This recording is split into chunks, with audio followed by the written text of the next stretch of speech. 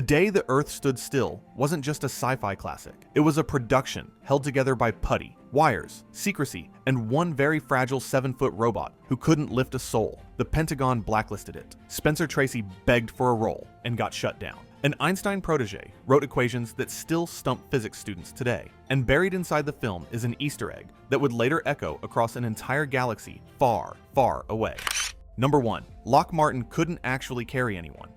The guy who played the towering robot Gort was discovered working as a doorman at Grauman's Chinese Theater. Lock Martin was 7 feet 7 inches tall, perfect for the role. Right? Wrong. Martin suffered from gigantism, which left him extremely weak. He couldn't carry anyone, not Patricia Neal, not Michael Rennie. For every scene where Gort lifts Helen Benson, Neal was suspended on wires from a crane just out of frame while Martin only mimed the motion. In some shots, they abandoned the illusion entirely and used a lightweight dummy. The heavy foam rubber Gort suit was so restrictive he could only wear it for about 30 minutes before struggling. For longer shots of Gort standing guard, the crew used a full-size fiberglass prop instead. Robert Wise had to shoot around Martin's physical limitations constantly. Anytime Gort appears to show strength, it's wires, dummies, or camera tricks. The fearsome robot was actually a frail doorman who could barely stay upright in his own costume. He has the power of life and death?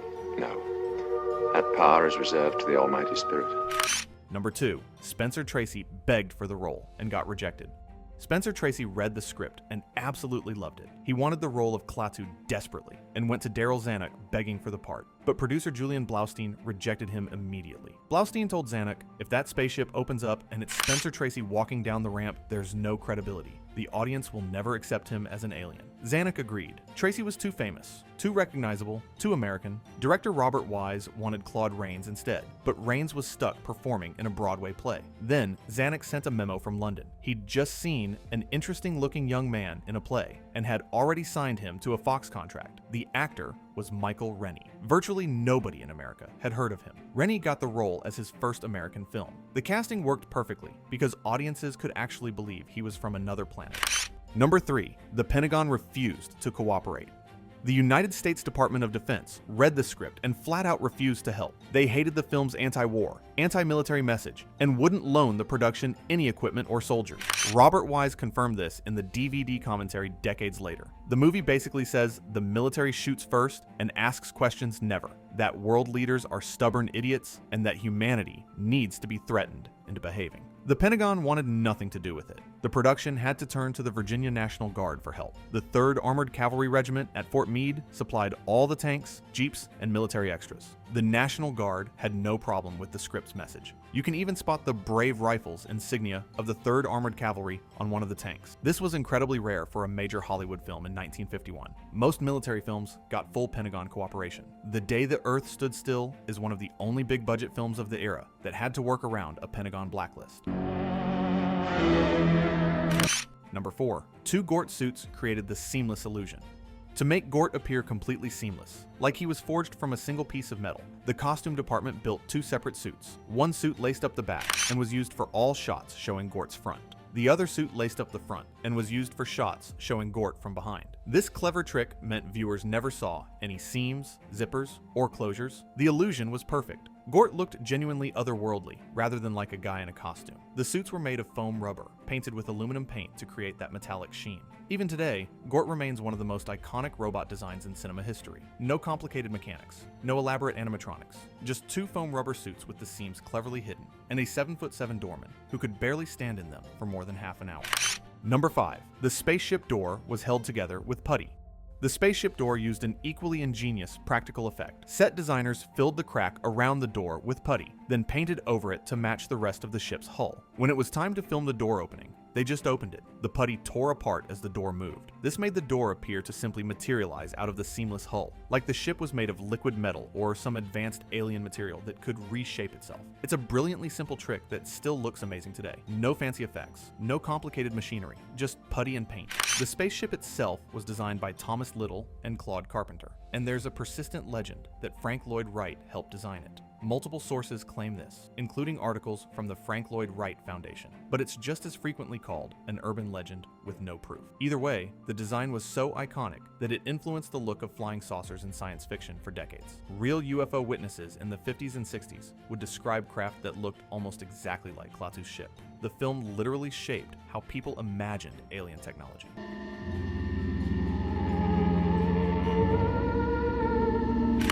Number 6. Bernard Herrmann invented the sound of science fiction.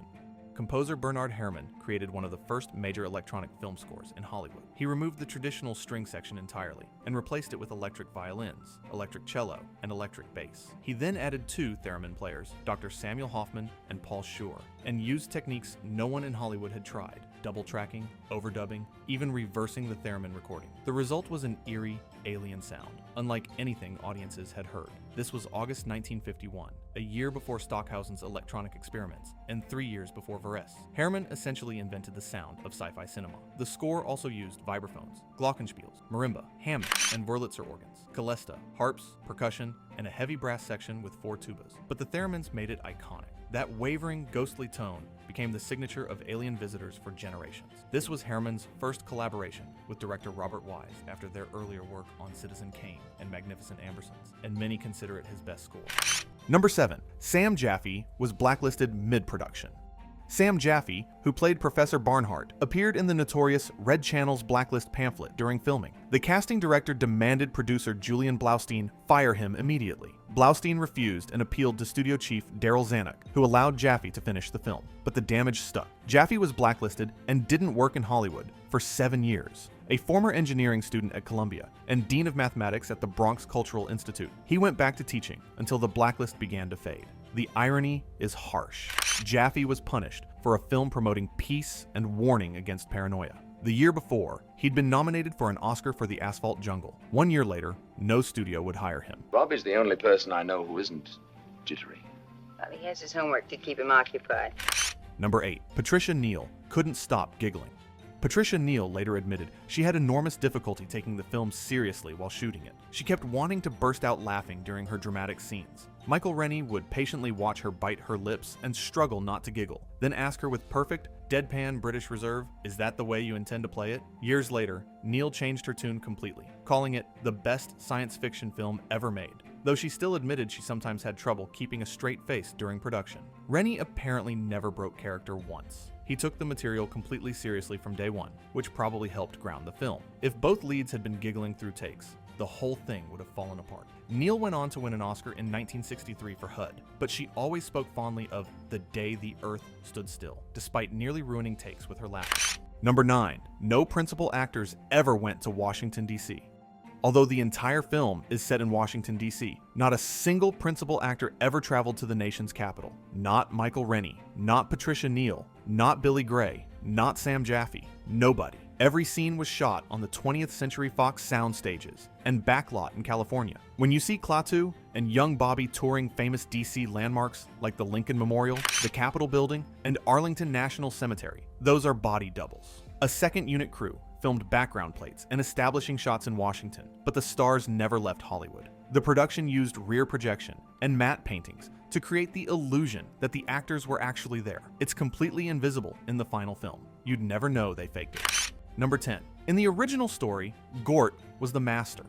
The film is based on Harry Bates's 1940 short story, Farewell to the Master, but screenwriter Edmund H. North completely flipped the ending. In Bates's original story, the robot wasn't named Gort, he was called Gnut, and here's the twist. Gnut was the master. Klaatu was just a servant, possibly one of many expendable doubles the robot used. The title Farewell to the Master refers to the robot, saying goodbye to his dead servant, not the other way around. The entire power dynamic was reversed. The twist ending showed that humans had been wrong about who was actually in charge. North threw this out and made Klaatu the emissary with Gort as his enforcer. The change was necessary for the film's message about human choice and responsibility. If the robot had been the master, Klaatu's speeches about peace would have meant nothing. It's fascinating that the source material was basically a story about humans being fooled by a robot overlord. Number 11. The MPAA censor objected to Klaatu's resurrection.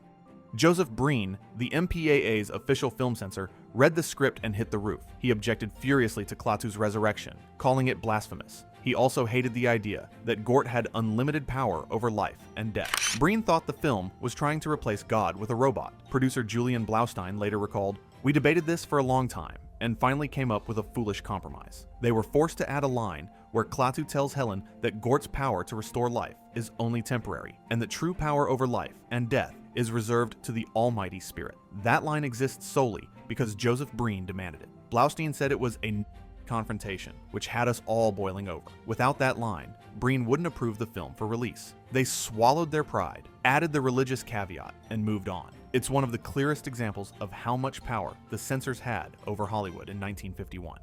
What are you doing in here? Number 12. The blackboard equation was written by a friend of Albert Einstein. When Klaatu walks into Professor Barnhart's study, you see a giant mathematical equation on the chalkboard. Most people think it's just Hollywood gibberish, random symbols tossed up to look smart. It wasn't. The studio hired Dr. Samuel Herrick, a UCLA mathematician who helped pioneer the real math behind interplanetary travel. Herrick wasn't just some consultant. He'd studied under Einstein. The equation you see in the film is legitimate orbital mechanics, real gravitational calculations that actually work. Even the correction Klaatu writes is scientifically accurate. One of the most iconic scenes in 1950s sci-fi wasn't fantasy. It was real spaceflight mathematics, written by a man who helped make space exploration possible. Most viewers still have no idea they're looking at actual rocket science. Bonus fact: George Lucas named Star Wars bounty hunters after the famous phrase. George Lucas loved the day the Earth stood still so much that he paid tribute to it in Return of the Jedi. He named 3 bounty hunters, Klaatu, Barada, and Nikto, the 3 words that make up the film's most famous line. When Princess Leia is disguised as bounty hunter Boushh in Jabba's palace, the other bounty hunters standing nearby are Lucas's homage to this 1951 classic. Science fiction fans immediately recognized the reference when Return of the Jedi hit theaters in 1983. It's become one of the most famous Easter eggs in the Star Wars franchise. The phrase Klaatu Barada Nikto has appeared in dozens of films since, from Army of Darkness to The Abyss. The day the Earth stood still wasn't just a message to humanity. It was a test for Hollywood. A film cobbled together with wires, workarounds, political pressure, and a robot who couldn't lift a thing somehow reshaped science fiction forever. Bernard Herrmann reinvented the sound of the genre. Gort redefined its visual language. And one quiet phrase became a cultural code word. 70 years later, the warning still echoes. The world may change, but when Klaatu speaks, people still listen.